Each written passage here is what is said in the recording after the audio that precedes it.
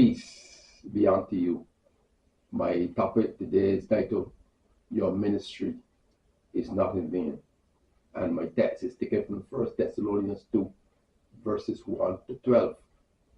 All of you who are involved in the ministry for Christ, please note, you have a model minister whose name is Paul. Despite all that he went through for the furtherance of the gospel, he was faithful to the end. Paul revealed himself to be the model minister in verses 2 to 12. The question is how? First, he had the right message. Verse 2. Take note that Paul preached the gospel of God. When Paul faced opposition and persecution, he did not alter his message to be more politically correct with the current culture. He just preached the pure, unadulterated gospel to the people of Thessalonica, who were the inhabitants of that city. It was chiefly made up of two groups of people, Jews and Gentiles. Paul confirmed the controversial nature of the gospel when he said at the end of verse 2 that he preached the gospel in Thessalonica with much contention. Though his message was controversial to these two groups of people, Paul nevertheless did not flinch to preach the gospel anyway. Secondly, Paul had the right motives. Paul was not motivated by impurity, according to verse 3. He was not motivated by desire to please people, according to verse 4. Just as today, people in Paul's day did not want to hear about sin, judgment, the exclusivity of Christ, and the total commitment of one's life to Jesus.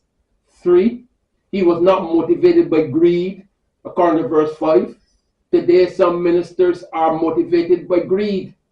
4, the fourth thing that did not motivate Paul was the praise of men, according to verse 6. Paul was always quick to praise others. He equally quick to deflect praise from himself. He did not preach or minister for glory nor for prestige.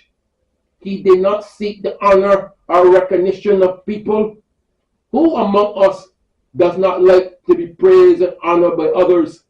However, ministers must watch pride. It is better to have a servant attitude. Thirdly, he had the right manner in carrying his ministry. A, he did not use trickery, according to verse 3. Paul never used such methods.